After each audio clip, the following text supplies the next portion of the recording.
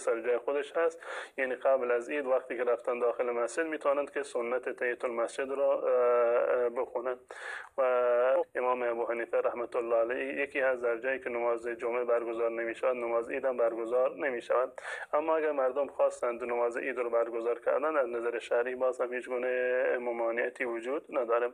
اما به صورت این که مثلا هر کسی بخواد جداگانه نماز عید رو بخونه در یک جای چنین چیزی هم از رسول الله صلی الله علیه وسلم ثابت نیست.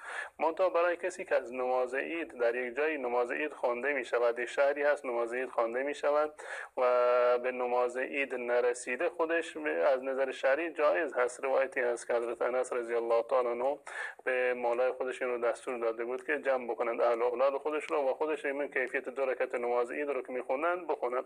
از نظر شرعی اشکالی ندارد، به جای نماز عید میتونن در خونه خودشون دو رکعت نماز به همون کیفیت نماز عید بخونن، منتها بدون خطبه. این از نظر حدیث ثابت هست از امام بخاری رحمت الله علیه، یک بابی داره به عنوان.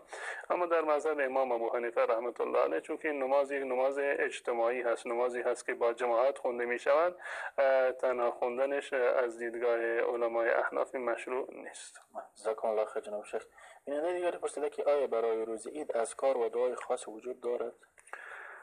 در روز عید به این معنی که یعنی ادعیه مشخص و مخصوصی باشند نیست، به جز این که در روز عید جز سنت های روز عید تکبیر گفتن هست که تکبیر بگویند. یعنی شعار مسلمانان در روز عید هم روز عید. و در روز فطر ما تکبیر مطلق داریم، تکبیر مقید نداریم.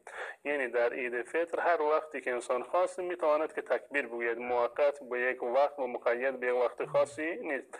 از زمان رؤیت هلال یعنی که امشب مثلا ماه رو دیدن تکبیر شروع می شود تا زمان نماز عید، یعنی تا زمانی که نماز عید رو خوندن. بعد از عید هم تکبیری وجود ندارد. اما در عید فطر هم تکبیر مطلق وجود داره و هم تکبیر مقید وجود داره بعد از نمازهای فرض در ایام تشریق. و تکبیر هم صیغه مشخص و لفظ مشخصی نداره، هر کسی به هر لفظی تکبیر گفت در نظر شرعی اشکالی نداره. یا مثلا الله اکبر الله اکبر لا اله الا الله الله اکبر الله اکبر ولله الحمد. بهترین نص و صیغه تکبیر این الله اکبر الله اکبر لا اله الا الله الله اکبر الله اکبر ولله الحمد هست. جزاکم الله خیر جناب شیخ. بیننده دیگر پرسیدن گفتن که در بعضی از جای افغانستان بعد از نماز عید مردم سر قبر میره، آیا در مورد حدیثی چیزی هست؟ زیارت قبر از نظر شرعی یک سنت هست. این مسئله مورد اتفاقی هست در میان تمام علما و مذاهب اهل سنت و الجماعت. و هدف از زیارت قبرستان در مرحله اول خود زایر هست، نه اون کسی که زیارت می شود.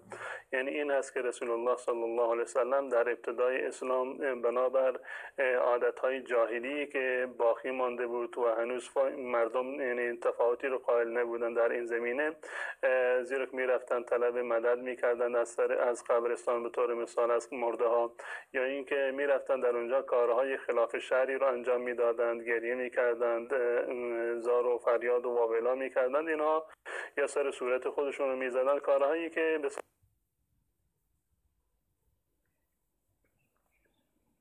خلاف شریعت اسلامی هست و در زمان جاهلیت وجود داشته. در یک مقطع زمانی رسول الله صلی الله علیه وسلم منع کرد مردم را از این که سر قبرستان بروند. بعد از این که احکام برای اونها واضح شد و متوجه شدن اصحاب رسول الله صلی الله علیه وسلم مرز سنت و بدعت مشخص شد، رسول الله صلی الله علیه وسلم فرمودند انی کنت نهیتکم عن زیارت القبور الا فزوروها فانها تذکرکم الاخره.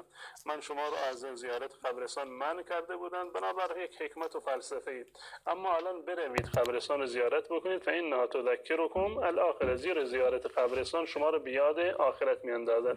یعنی بهترین چیز و بهترین فلسفه برای زیارت قبرستان این است که انسان خودش به یاد قیامت و یاد آخرت خودش بیفتد. من جمله در این زمینه سلام بر مردگان و دعا برای مردگان هم هست که حضرت عایشه رضی الله تعالی عنها سوال میکنند از رسول الله صلی الله علیه و سلم وقتی من رفتن سر قبرستان چه دعایی رو بخونن، یعنی اینکه همین السلام علیکم یا اهل القبور یا اهل الدیار من المؤمنین والمسلمین انتم سلفنا و نحن بالاثر یا دعاهای دیگری که در این زمینه اومده، این در واقع یک نوع دعا برای مرده هست.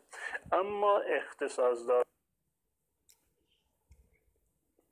یک روز مشخصی برای زیارت قبرستان در شریعت اسلامی نیومده که اینکه مردم مشخص بکنن حتما روز عید باید اول برن سر قبرستان یا روز جمعه هست باید برن سر قبرستان، براتون بیفتید، برای عزیزانتون دعایی کرده باشید، اجازه دارید که سر قبرستان بروید.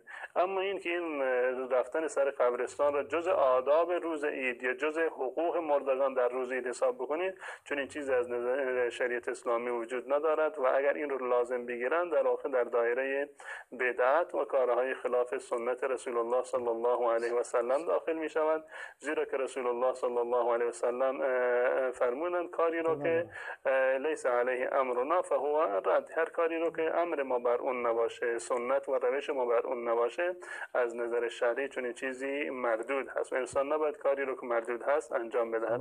به خاطر اتباع سنت رو همان گونه باید اتباع بکنیم که رسول الله صلی الله علیه و سلم برای ما مشخص کردن. جزاکم الله خیر جناب شیخ. بیننده دیگری پرسیده که سلام، آیا خونی که به خاطر کشیدن دندان در دهان مشاهده می شود روزه را باطل می کند؟ خون آمدن دندان در ماه مبارک رمضان به خاطر کشیدن باشه یا به خاطر بیماری لثه باشه، این شکننده های روزه نیست. ولو این که ناخواسته و نادانسته این اگر فرو برود در بدن هم کسی این رو فرو ببرد روزش نشکسته. اما اگر متوجه شد که دندانش در واقع خون آمده، خونی در دهان جمع شده، چه در رمضان و چه در غیر رمضان، فرو بردن خون از نظر شرعی حرام هست و جایز نیست. اما اگر که دندانش خون آمده بود، خون رو بیرون انداخت یا اینکه نادانسته اصلا متوجه نبود این رو فرو برده بود، در این صورت روزش درست است، اشکالی نداره. خیر جناب شیخ.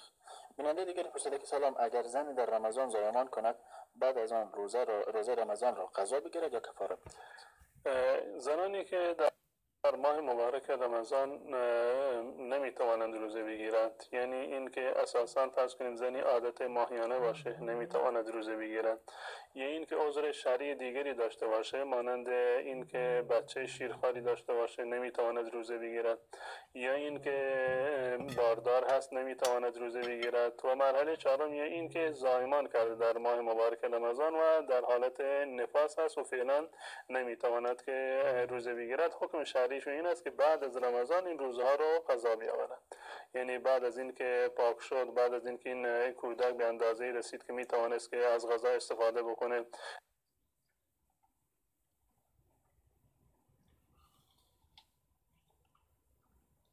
و از شیر مادر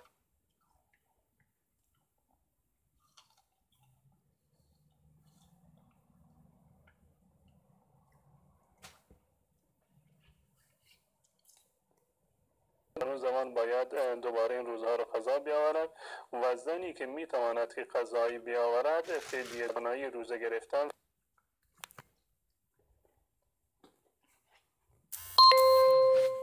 را ندارد. فرض کنید کسی بیمار هست که نه در رمضان و نه در غیر رمضان نمیتواند روزه بگیرد، پیر و فرتوت هست نمیتواند روزه بگیرد، حکمش این است که فدیه بدهند. زیرا این پولی که قرض دادیم به یک کسی دیگر این یک نوع عقد احسانی هست، یعنی یک نوع عملی هست که ما برای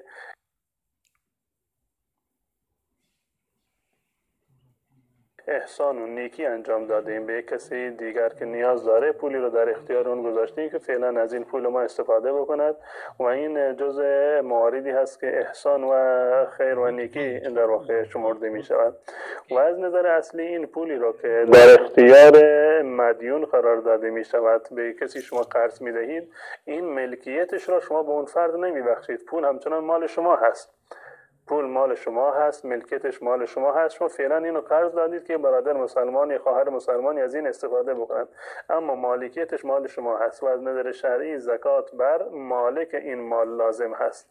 یعنی پولی را که انسان قرض میدهد به کسی دیگر از نظر شرعی باید خودش زکاتش را پرداخت بکند. زکات قرض بر قرض دهنده هست نه بر قرض گیرنده. اما